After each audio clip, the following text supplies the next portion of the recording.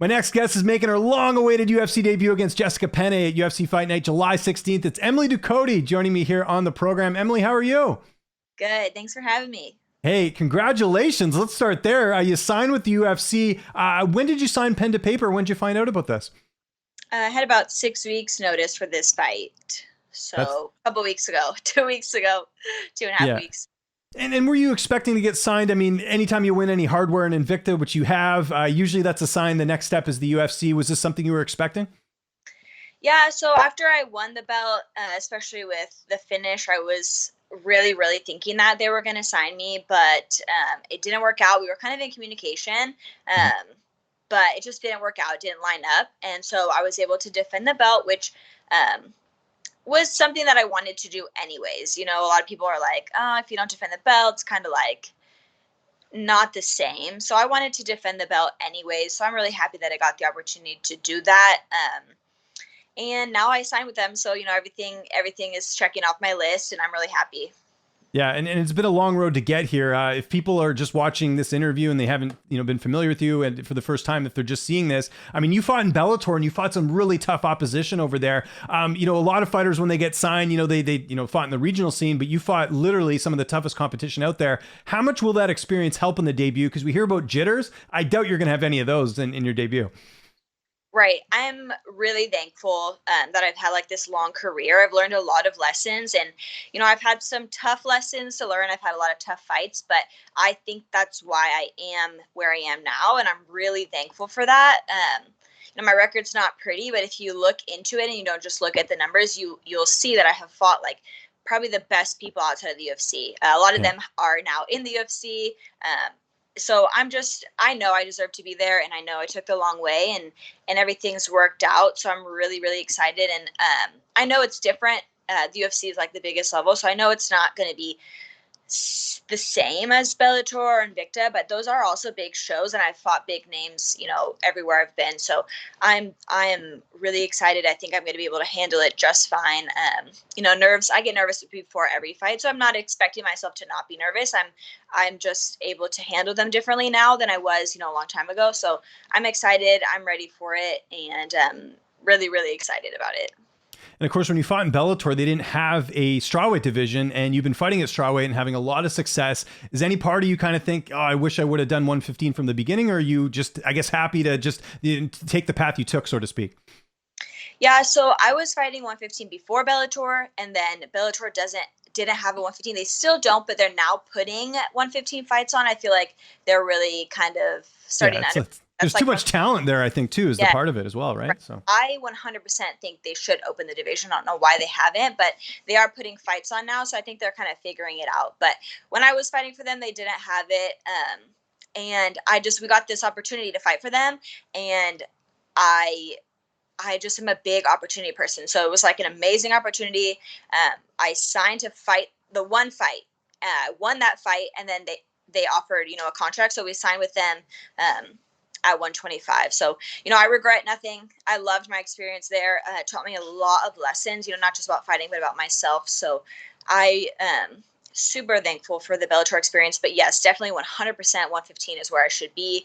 I feel fantastic at 115, and my last 5-6 fights there have been just incredible.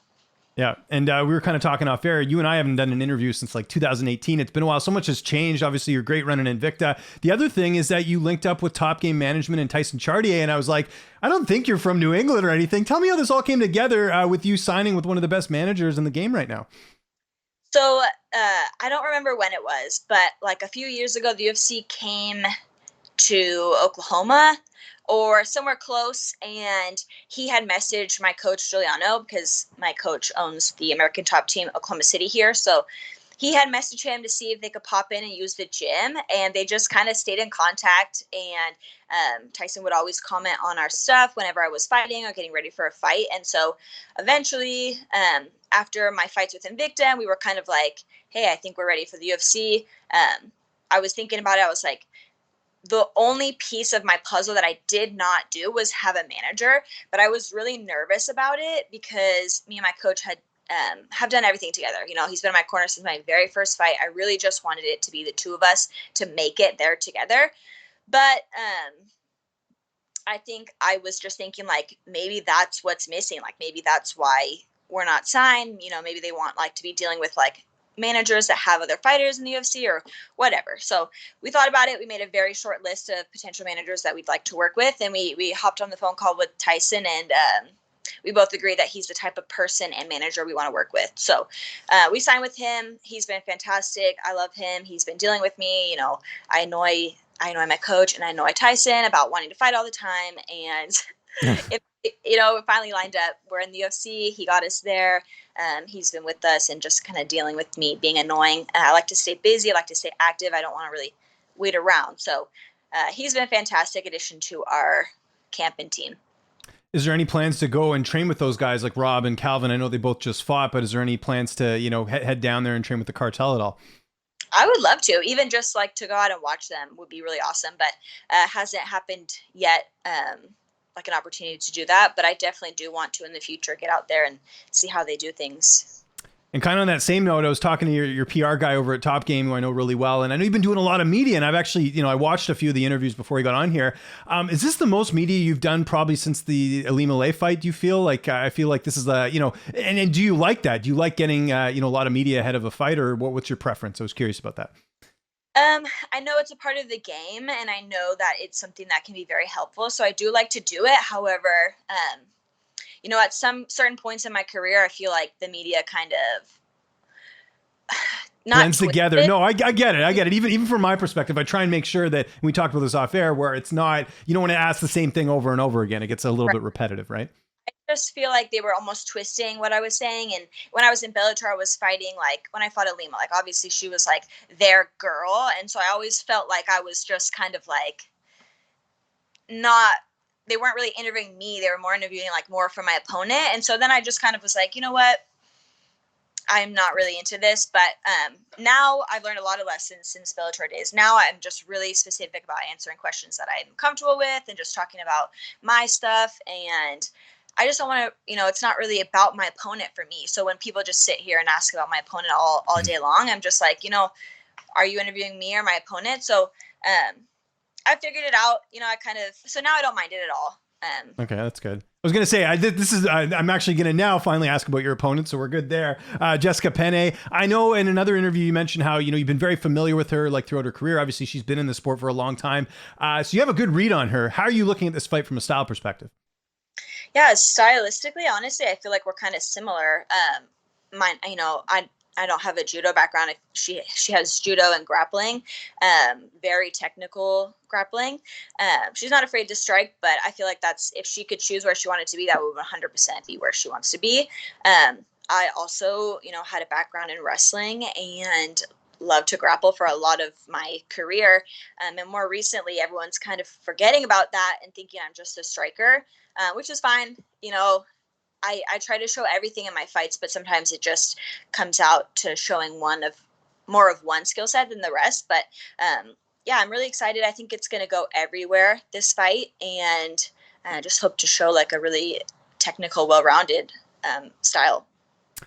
So always try and follow along on Instagram to see who fighters are training with. I saw you got to work a bit with Mallory Martin. Who have been some of the other training partners that have been helping you prepare for this debut? So my last camp, I was able to work with Mallory, who's really awesome. I've known her for a few years. And Daniel Mendez is a Muay Thai coach out of Florida. He is super awesome. We've been able to connect with him a bit. So for this fight, though, since it was kind of like, I don't consider it short notice, but 6 weeks is good fight timing, but it's short to plan trips and stuff. So haven't been able to work with a ton of my outside, fighters, but we are in communication with Daniel Mendez and just doing all of our normal things. So really just keeping it tight at home. But since my last fight was so close in May, I just feel like it's been a continuation and I feel really good about everything. How's this fight playing out on July 16th? How do you envision it going down? Yeah, I think it's going to go everywhere. Like I said, I think, there's a lot of grappling aspect to this fight, but I'm just excited. I have no preference where it is. I just want to get out there and show my capability.